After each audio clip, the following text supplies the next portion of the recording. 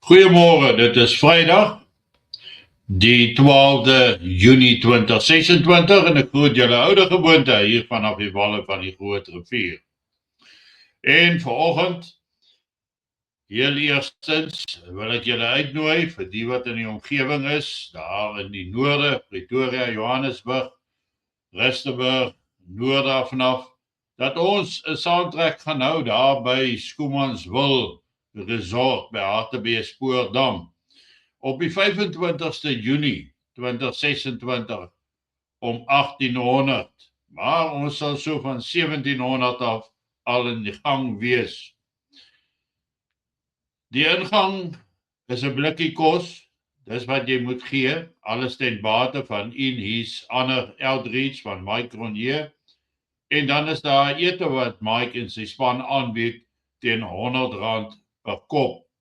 Het is echter belangrik dat julle dit bespreek by Anton by 082-373-1271 en dat julle vooraf laat weet hoeveel mense belangstel om hierdie saamtrek te kom bywoon. Dis natuurlik ook saam met die 4x4 klub wat dan op pad is na die noorde toe. So ons nooi julle almal hartlik uit om te kom saamkuier, saamgesels en oor al die gevare in die land 'n bietjie top en natuurlik ook kyk na oplossings in situasies. Maar op hierdie stadium lyk dit in elk geval nie baie goed in die wêreld nie. Ek het met julle gister gepraat oor Ierland, of vroeër met Ierland. Hier is addisionele beeldmateriaal. Dit lyk of dit eskaleer in Ierland.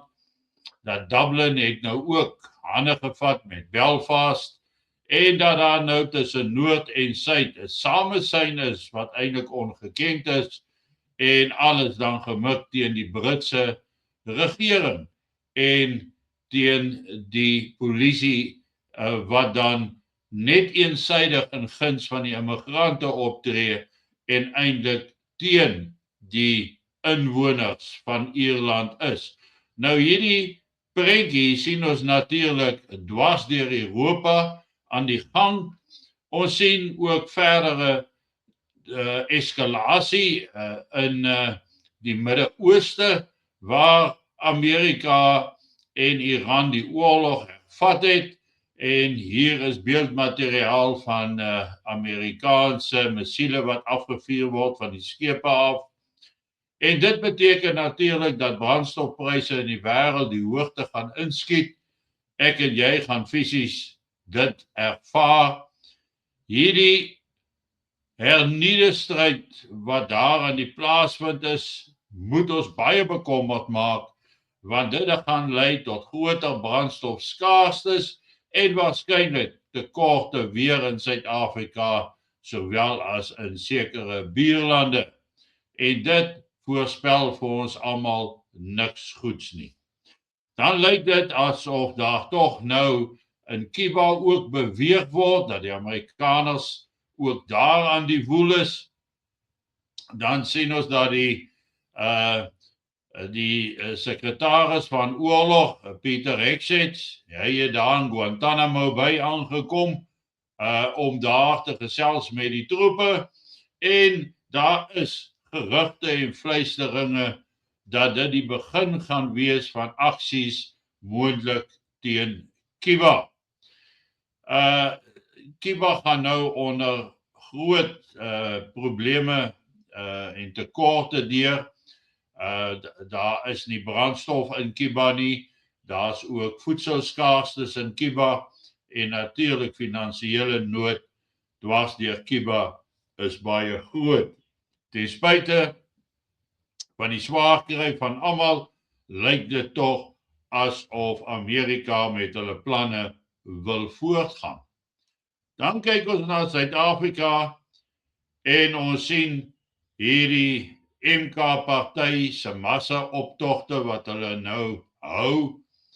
En dit lyk vir my of die Umkhonto we Sizwe party agter baie meer van die probleme in die land sit, dat hulle betrokkenheid en hulle aktivisme en hulle mobilisasie van die massas besig is om stoom op te tel. alles natuurlik gefokus hier op die einde, rondom die einde van die maand, wanneer al die onwettige immigrante uit die land uit moet wees. Dis wat hulle sê, dit kan reperkussies inhou in ons buurlande, dat hulle van hulle grense kan toemaak, dat hulle ook teen Suid-Afrikaanse besighede kan optree en dan eienaars van besighede sowel as Suid-Afrikaanse werkers in die buiteland. So die wêreld is in chaos gehuldig. Maar dan is daar 'n baie interessante vraagie wat opkom of wat gemaak is op X, op die ou Twitter kanaal. En hierdie Briviel Lepogum vra die vraag. Hy sê, I'm asked why the world's richest man, Elon Musk, spends his days in a culture war instead of enjoying his billions on a beach. Ons sien Elon Musk deur middel van X eintlik persvryheid verskaf en besig is om amper eie hande 'n stryd te voer teen die regering in Brittanje en verskeie ander waar persvryheid brutaal onderdruk word en Elon Musk se X vir hulle weer oopmaak. En dan die vraag, hoekom is die rykste man op aarde, hoekom is hy betrokke in hierdie tipe van oorlog en geniet hy nie sy biljoene, wat binnekort 'n triljoen gaan wees, hoekom geniet hy dit nie ergens op 'n strand of op 'n yacht nie? Elon Musk besit 'n kleinerige huisie, baie nederige huisie daar naby sy SpaceX installasies en nog 'n woning elders, maar hy het nie vakansiewonings reg oor die wêreld so baie ander rykes nie. Maar dan Elon Musk gee die rede baie mooi en ek dink dis iets wat ons mooi moet na kyk. Elon Musk sê, nothing else matters if civilization falls. Met ander woorde wat hy sê, niks maak saak in die wêreld as die civilization soos ons dit ken tot 'n einde kom nie. Dan beteken alle geld niks. Dis hoekom hy fokus op dit wat belangrik is. En dis 'n vraag wat ons vir ons eie mense ook behoort te vra. Wat help jou miljoene? Wat help jou rykdomme as die beskawing tot 'n einde kom as gevolg van al hierdie oorloë, die opstande wat dreig om burgeroorloë te raak? Wat help dit as ons alles het, maar dit word vernietig deur skares wat protesteer en alles brandsteek en afbrand in die proses? Wat help dit ons dan?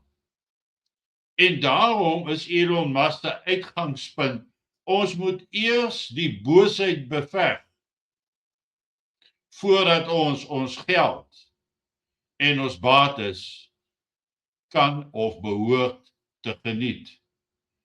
Dis 'n groot lesie vir elkeen van ons, van die rykste man in die wêreld.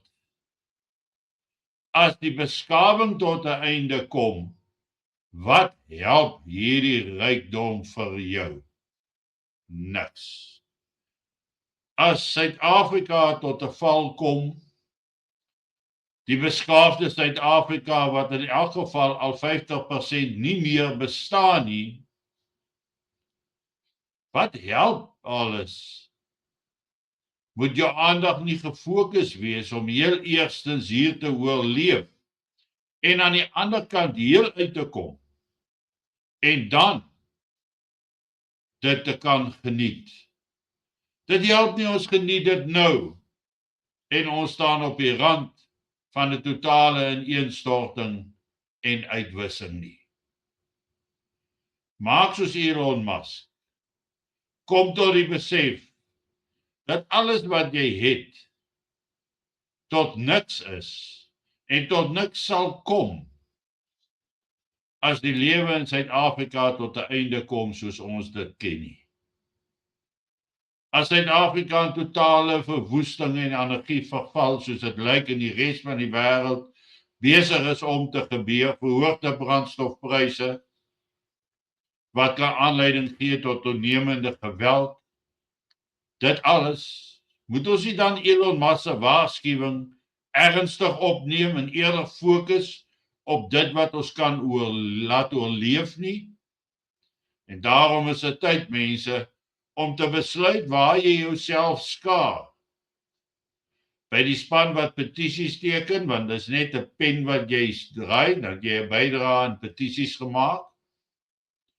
Of as jy deel van die wat voel, daar gaan meer gevra word van ons as petisies teken en 'n kruisie by die stembus te trek. Dat dit fisiese opofferinge gaan vra. Toewyding en alles gee, sodat daar vorentoe 'n geleentheid is vir ons kinders en kleinkinders om ons nalatenskap te kan geniet. Geniet vanoggend jou kondensmelk koffie en mag dit 'n aangename naweek wees. Vir baie mense is dit 'n lang naweek tot en met Woensdagoggend.